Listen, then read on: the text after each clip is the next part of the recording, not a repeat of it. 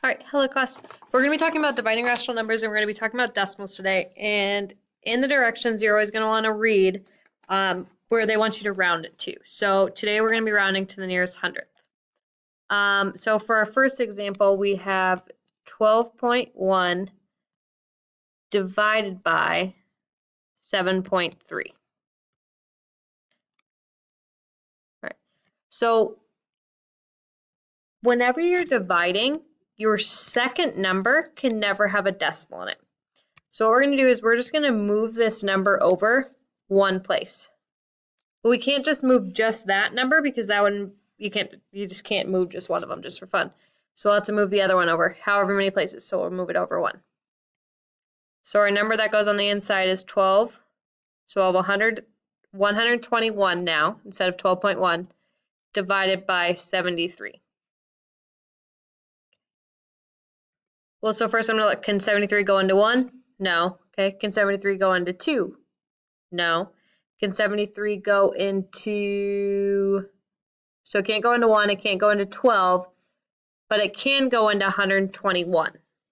Well, I know it can't go in there 2 whole times. If you didn't know that, you could do 73 times 2 over here, but I for sure know that's going to go in there once.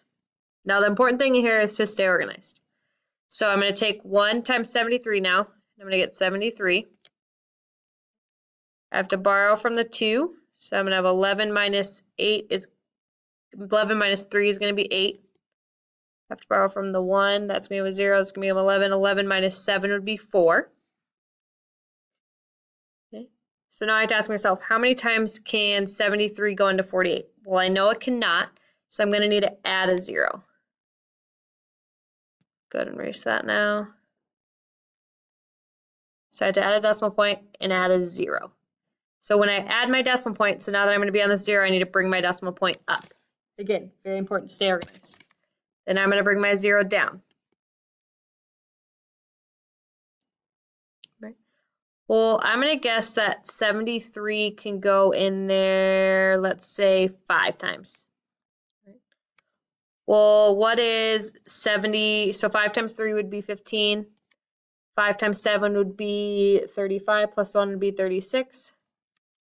I think we could probably fit one more. So let's add one more 73 to see maybe if we can fit 6 in there. So 5 plus 3 would be 8. 6 plus 7 would be 13. And 1 plus 3 would be 4. And I definitely don't think we can fit another one. So we can fit in there 6 whole times. So now I have 6 times 73, we just found out was 438. Now I have to subtract. So I'm going to borrow the 7, make this 10, 2, 7 minus 3 is 4, 4 minus 4 is 0.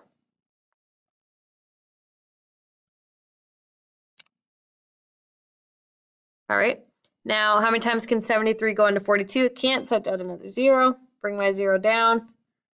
All right, well, I already know that I can go in there 5 times because I already tested it right over here. So it's going to go in there 5 times. 5 times 73, we already figured out was 365. Now I'm going to subtract. I had to borrow, make this a 10. 10 minus 5 is 5. Borrow from here. 11 minus 6 is going to be 5, and that would be 0. I just have to go one more place because I have to know if I'm going to have to round up or round down, or keep it the same. So I'm going to add my 0. Well, we already know if I put it in there 6 times, it's going to be 438. Let's see if I can fit it in there one more time. So if I add another 73, this is going to be 11. Borrow the 1. 1 plus 3 is 4, plus 7 is 11. 1 plus 4 is 5. Good, we can fit in there one more time, so we'd have 7. Well, now when I go to round it, since it's a 7, it's going to round up. It's going to make this 5 round up, so my final answer would be 1.65. And it's still going to be the same rules as before. So if we have a positive times or positive divided by a positive, it's going to be a positive. Positive divided by a negative is going to be negative. Negative divided by negative is going to be positive. So you have to make sure that we're keeping that in mind and checking our signs, because that's all going to be very important.